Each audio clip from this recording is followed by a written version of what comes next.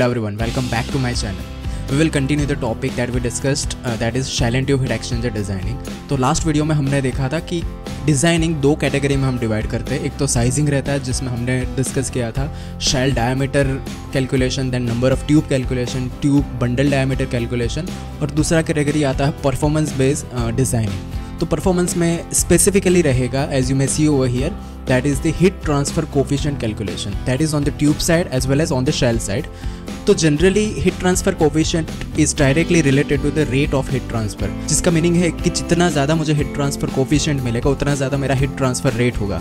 ज़्यादा rate that means come time में ज़्यादा हीट ट्रांसफर हो जाएगा, जो डायरेक्टली रिलेट करता है कि एनर्जी कंजम्पशन कम होगा. और दूसरा रहेगा प्रेशर ड्रॉप कैलकुलेशन, कि अगर मैं ज़्यादा हीट ट्रांसफर कोफिशिएंट मुझे अचीव हो रहा है तो उसके सामने कितना प्रेशर ड्रॉप आ रहा है वो भी हमें कैलकुलेट करना पड़ेगा. So in today's video will discuss about the specifically tube side heat transfer coefficient calculation and pressure drop calculation, that उसे कैलकुलेट कैसे किया जाता है, कौन से पैरामीटर हमें कंसिडर करने पड़ते हैं और कैलकुलेट करने पड़ते हैं, तब जाके हमें tube side heat transfer coefficient मिलता है. So before starting this calculation discussion हमें पता रहना चाहिए कि कौन सा फ्लूइड कौन सी साइड पे फ्लो होना चाहिए.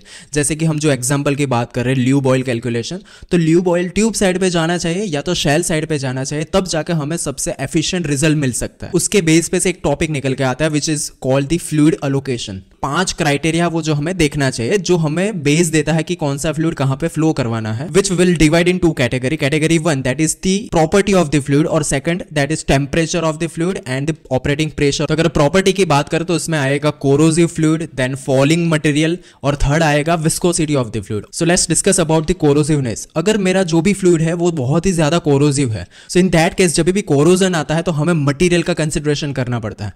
तो अगर मैं ट्यूब साइड में फ्लो करवाता हूं कोरोसिव फ्लूइड, तो वो ट्यूब साइड के मटेरियल पे इंपैक्ट करेगा, तो उस हिसाब से हमें कॉस्टलियर मटेरियल चूज करना पड़ेगा. अगर मैं शेल साइड पे फ्लो करवा रहा हूं, जिसका मीनिंग ये है कि ये जो फ्लूइड होगा वो ट्यूब के आउटर सरफेस पे भी कनेक्ट होगा और शेल मटेरियल पे भी कनेक्ट होगा, तो हमें दोनों साइड का अच्छा मटेरियल लेना पड़ेगा to withstand with this corrosive fluid. So that's the conclusion that अगर मेरा फ्लूइड कोरोसिव है तो उसे ट्यूब साइड पे फ्लो करवाना चाहिए, ताकि हमें जो कॉस्टली मटेरियल लेना पड़ेगा वो ट्यूब साइड के लिए लेना पड़ेगा. सेकंड, अगर मेरी जो फ्लूइड की प्रॉपर्टी है वो फॉलिंग है, दैट मीन्स कि सरफेस पे फॉल करता है, तो वो केस में हमें क्या कंसिडर करना पड़ेगा, it is better to take it on the tube side. क्यों? क्योंकि अगर मैं शेल साइड की तरफ ले रहा हूं तो हमें पता है कि हीट ट्रांसफर कहां पे होता है, that is the outer surface of the tube.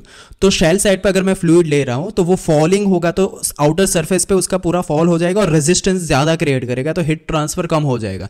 So better to take this fouling material, fouling fluid in the tube side, तो वो ज्यादा वेलोसिटी से फ्लो होता है, तो इतना ज्यादा इंपैक्ट नहीं करता ड्यू टू दिस फॉलिंग.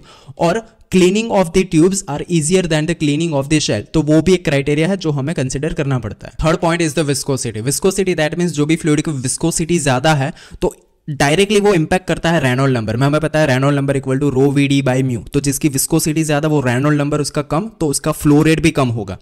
तो एज पर द कैलकुलेशन बोला गया है कि अगर कम रेनॉल्ड नंबर होता है तो वो heat transfer coefficient of tube पे ज्यादा इंपैक्ट करता है, दैट मीन्स कि ट्यूब साइड का हीट ट्रांसफर कोफिशिएंट कम आता है. जबकि कम रेनॉल्ड नंबर होता है तो shell side heat transfer coefficient compare to tube side इतना कम नहीं आता. So that's the only reason कि अगर भी विस्कस फ्लूइड हो तो उसे शेल साइड हमें फ्लो करवाना चाहिए, ताकि हीट ट्रांसफर कोफिशिएंट पे ज्यादा इंपैक्ट ना करे. Now second category, fluid temperature as well as the operating pressure. तो फ्लूइड टेम्परेचर की अगर मैं बात करूं तो फ्लूइड टेम्परेचर अगर बहुत ही कम है या तो बहुत ही ज्यादा है, तो उसके लिए हमें स्पेसिफिक एमओसी चाहिए रहेगी of the tube side as well as of the shell side. तो अगर मैं ट्यूब साइड पे फ्लो करवा रहा हूं दैट मीन्स मुझे ट्यूब के लिए ही वो ज्यादा अच्छा मटेरियल लेना पड़ेगा, जबकि मैं शेल साइड पे फ्लो करवा रहा हूं तो उसके लिए shell as well as tube की हमें अच्छी प्रॉपर्टी वाला एमओसी लेना पड़ेगा. So in that case only just because of the costing we have to take this higher temperature और the lower temperature fluid on the tube side. तो उसका जो ट्यूब साइड का मटेरियल होता है, एमओसी होता है, let's say hatched alloy B, तो वो कम कॉस्टलियर रहता है compare to the shell side of that material. Now final point is the operating pressure. अगर मेरा ज्यादा ऑपरेटिंग प्रेशर है उसे विथस्टैंड करने के लिए हमें ऑब्वियसली ज्यादा थिकनेस रखनी पड़ेगी. तो अगर मैं शेल साइड में प्रेशर ज्यादा है तो उसकी अगर थिकनेस बढ़ा रहा हो तो वो बहुत कॉस्टलियर होगी compare to the tube side. So that's the reason कि अगर ज्यादा ऑपरेटिंग प्रेशर वाला फ्लूइड है तो उसे ट्यूब साइड पे अलोकेट करना चाहिए, ताकि उसका costing compare to the shell side कम हो जाए. Now let's start the calculation of the heat transfer coefficient of the tube side fluid. तो उसके लिए हमें एक फिगर देखनी पड़ेगी. So as you may see over here, this is my shell and let's say this is one of the tube inside this shell और उसमें से ये fluid flow हो रहा है in this direction. ओके तो अगर मुझे कैलकुलेशन करना है कि ट्यूब साइड पे जो भी मेरा फ्लूइड है उसका हीट ट्रांसफर कोफिशिएंट कितना है, तो उसके लिए सबसे पहला कंसर्न रहेगा कि एरिया कितना है, मतलब जो भी फ्लूइड यहाँ से फ्लो हो रहा है तो कितना एरिया में वो फ्लो हो रहा है वो हमें जानना जरूरी है. So that will be our first calculation. Then जो भी फ्लो है वो उसका टाइप कौन सा है, दैट मीन्स वो फ्लो है वो लैमिनार फ्लो है या तो टर्बुलेंट फ्लो है, वो हमें देखना पड़ेगा. And of course this consideration that we may derive from the Reynold number, और हमें पता है Reynold number equal to rho V D by mu. So by considering this all property and diameter we can calculate the Reynold number. तो उससे हमें laminar flow है या turbulent flow है वो पता चल जाएगा. अब ये हमें क्यों कंसिडर करना पड़ता है, क्योंकि दोनों टाइप के फ्लो के लिए हमारे पास अलग इक्वेशन है to calculate the heat transfer coefficient. तो जैसे ही आप यहाँ पे देख सकते हो कि अगर ट्यूब साइड का हीट ट्रांसफर कोफिशिएंट मुझे कैलकुलेट करना पड़ना, तो उसके लिए सबसे पहले मुझे टाइप ऑफ फ्लो जानना बहुत ही जरूरी है, that is the laminar flow as well as turbulent flow, जो हमने अभी डिस्कस किया रेनॉल्ड नंबर से हमें मिल सकता है. ओके फिर सेकंड है flow area of inside tube, मतलब ये जो ट्यूब है ट्यूब के अंदर का एरिया कितना है वो हमें कैलकुलेट करना जरूरी है. और third thing that is the mass flow rate of the fluid, मतलब कितने फ्लो रेट से अंदर फ्लूइड जो है वो फ्लो कर रहा है, that is the mass flow rate. तो अगर हमें ये सब चीज पता चल सकती है so we can calculate the heat transfer coefficient. Now ये फ्लो एरिया की अगर मैं बात करूं तो flow area directly depends on the number of tube. कैसे, let's say this is my shell और ये शेल में ये एक ट्यूब है, अब ये दूसरी ट्यूब है, अब ये तीसरी ट्यूब है, और जितना ही मैं नंबर ऑफ ट्यूब्स बढ़ा रहा हूं उतना मेरा एरिया बढ़ रहा है. That directly we may say that. But if I talk about the tube passes, तो ट्यूब पासिस का अलग है, ये मेरा पूरा शेल है और इतनी ट्यूब्स है, ठीक है. तो सबसे पहले जो फ्लूइड आ रहा था वो इतने एरिया से पास हो जा रहा था, as you may see that. But अगर मैं बीच में पास पार्टीशन प्लेट लगा दूं दैट मीन्स कि उसका एरिया कम हो गया. ओके हालांकि उसका रेसिडेंस टाइम भी बढ़ रहा है और उसका कॉन्टेक्ट टाइम भी बढ़ रहा है, बट जो फ्लो एरिया है वो हाफ हो गया अगर मैंने बीच में से पास पार्टीशन प्लेट डाली. तो ओके तो एरिया कैलकुलेट करना है तो वो नंबर ऑफ ट्यूब्स के डायरेक्टली प्रोपोर्शनल है और नंबर ऑफ ट्यूब पासिस के इनवर्सली प्रोपोर्शनल है. That we will see in the equation. So like we discuss that first we have to calculate the Reynold number which is rho V D by mu. Okay अगर वो 2100 से कम है तो हमें पता है इट इज लैमिनार फ्लो. तो laminar flow में हमें हीट ट्रांसफर कोएफिशिएंट कैलकुलेट करना है, तो उसके लिए Sieder Tate that is most famous equation that we have to use.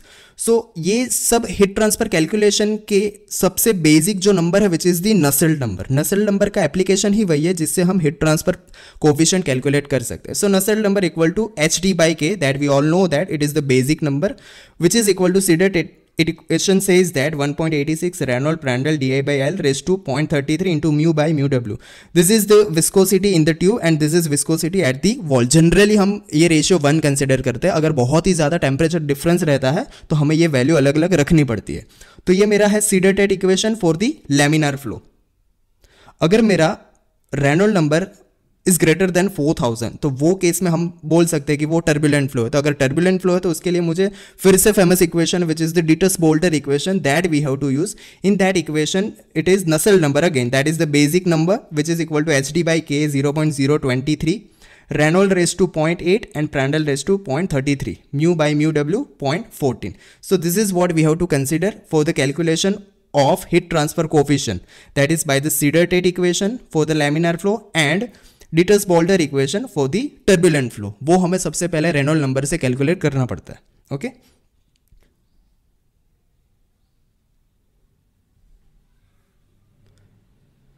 So as we discuss that first of all we must aware कि कितना एरिया अवेलेबल हो. ओके तो ट्यूब साइड फ्लो एरिया अगर मुझे कैलकुलेट करना पड़ता है तो हमें सबसे पहले बेसिक एरिया का इक्वेशन तो पता है कि ये ट्यूब है, अगर ट्यूब के बीच में से फ्लो हो रहा है तो उसका जो फ्लो एरिया है वो हमें पता है that is the π/4 into D I square, that is the inside diameter of the.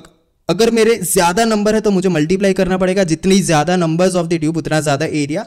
But अगर मैं पास बढ़ा रहा हूं तो अभी मैंने डिस्कस किया कि जितना मैं पास बढ़ाऊंगा उतना मेरा एरिया कम होगा. एरिया कम होगा बट वेलोसिटी बढ़ेगा, फ्लो रेट बढ़ेगा. ओके फिर से मैं बोल देता हूं this is the without pass partition, और अगर मैं पास पार्टीशन डाल रहा हूं बीच में तो ये एरिया सीधा कम हो गया जो भी फ्लूइड अंदर एंटर हो रहा है. पहले ये फुल एरिया था, अब एरिया कम है, हालांकि पासेस बढ़ गए, कॉन्टेक्ट टाइम बढ़ गया. Okay so that is why this number of passes will be in the denominator. So this is the equation by means of that we may calculate the area. अब area मेरा calculate हो गया है तो हमें क्या कैलकुलेट करना पड़ रहा है, Reynold number to identify the equation. Reynold number equal to rho V D I by mu, और हमें पता है that rho V which can be replace with the mass velocity as you may see here that is the GT। Okay, उसके लिए हमें mass flow rate चाहिए, तो of course जो भी मेरा फ्लूइड है वो हमने पहले से ही उसका फ्लो रेट निकाल के रखा है। And this is the area, total area कितना है जो हमने अभी डिस्कस किया, दिस इज द एरिया। तो मेरे पास अगर ये दोनों पैरामीटर है जो हमने कैलकुलेट कर दिए, तो we can calculate this mass velocity. We will put down this mass velocity over here into diameter divided by viscosity, तो हमें रेनॉल्ड नंबर मिल जाएगा और वी में आइडेंटिफाई लैमिनार और turbulent flow. This was our example that हमें lube oil cooler design करना था, जो हमने आगे डिस्कस भी किया था।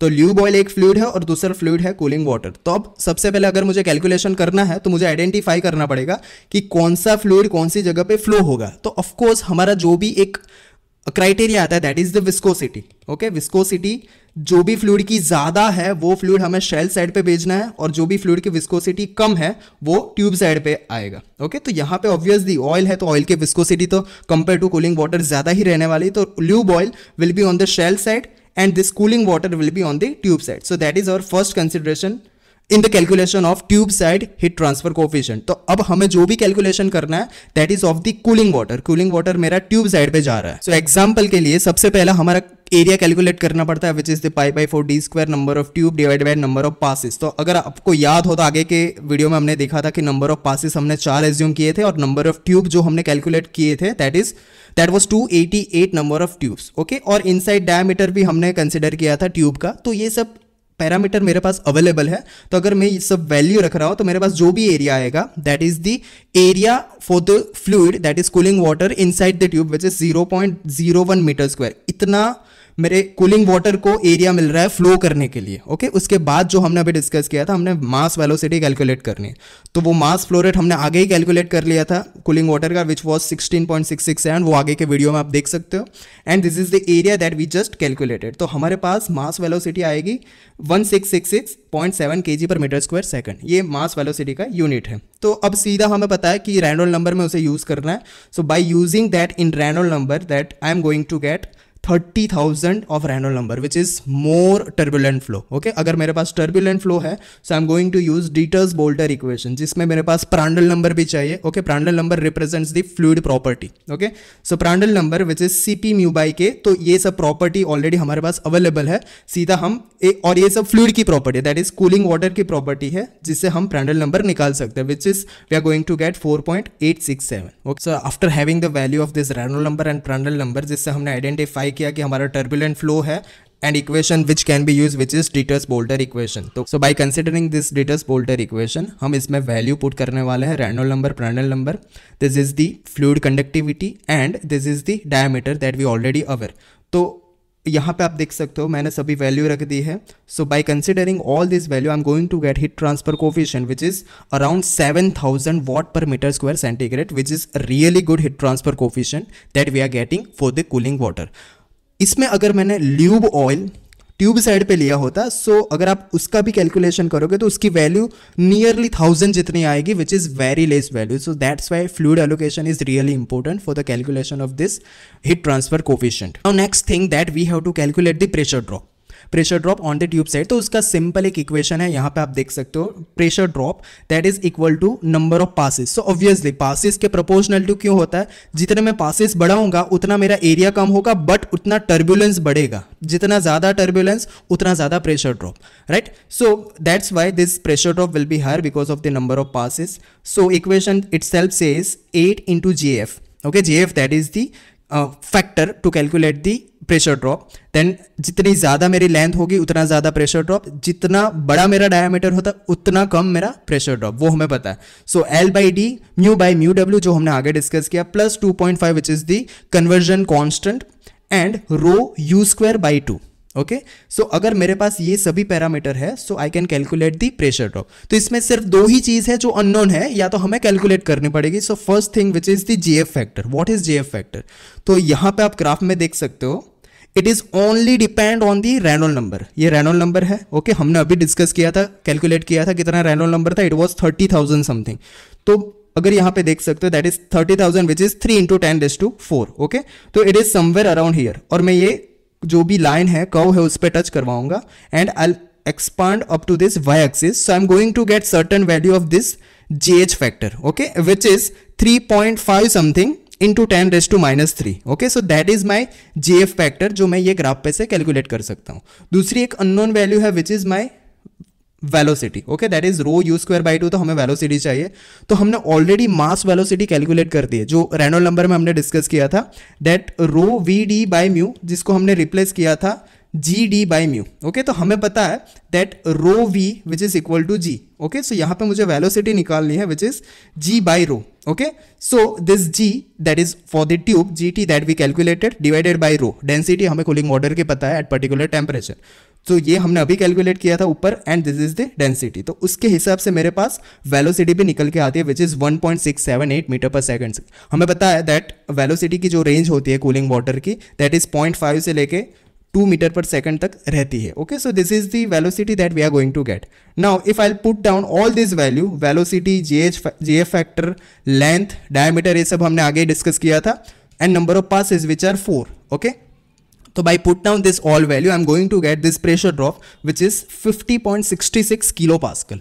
Okay, so this is the pressure drop in the tube side that I'm getting. So that's what the easy calculation for the tube side heat transfer coefficient. Only 3 या 4 चीज़ हमें याद रखनी पड़ेगी। सबसे पहली चीज़ कि कौन सा फ्लूइड ट्यूब साइड पे जाएगा। अगर हम गलत फ्लूइड ले रहे हैं तो हमें हीट ट्रांसफर कोएफिशिएंट कम ही मिलने वाला है। दूसरी चीज़ कि कितना फ्लो एरिया है वो हमें कैलकुलेट करना पड़ेगा। और थर्ड थिंग दैट कौन सा इक्वेशन हमें अप्लाई करना है, सीडर-टेट इक्वेशन या तो डिटर्स-बोल्टर इक्वेशन। दोनों किस पे डिपेंड करते हैं, type of the flow which is the Reynold number से हम निकाल सकते हैं। तो रेनॉल्ड नंबर में भी हमें चाहिए मास, वेलोसिटी और एरिया जो हमने ऑलरेडी कैलकुलेट कर दिया।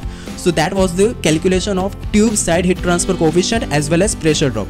हमें पता रहना चाहिए कि जो पैरामीटर हम हीट ट्रांसफर कोएफिशिएंट बढ़ाने के लिए कर रहे हैं वही पैरामीटर प्रेशर ड्रॉप भी बढ़ा रहा है, जैसे कि number of passes okay. Number of passes से हमें जो भी वैल्यू मिल रही है वो अच्छी मिलेगी हीट ट्रांसफर कोएफिशिएंट्स, बट उतना ही प्रेशर ड्रॉप भी बढ़ेगा। So that is what we have to consider. So that was whole calculation of tube side heat transfer coefficient as well as pressure drop. In the third part, in the final part of Shell and tube heat exchanger design, we will consider the shell side heat transfer coefficient calculation as well as pressure drop calculation, and final जो हमने U assume किया था overall heat transfer coefficient और नया U calculate करेंगे, दोनों का comparison और area का comparison करेंगे। So that will be the end of the Shell and tube heat exchanger design. Do let me know if you have any question regarding this today's video or previous videos. I'll discuss with you and see you in the next video.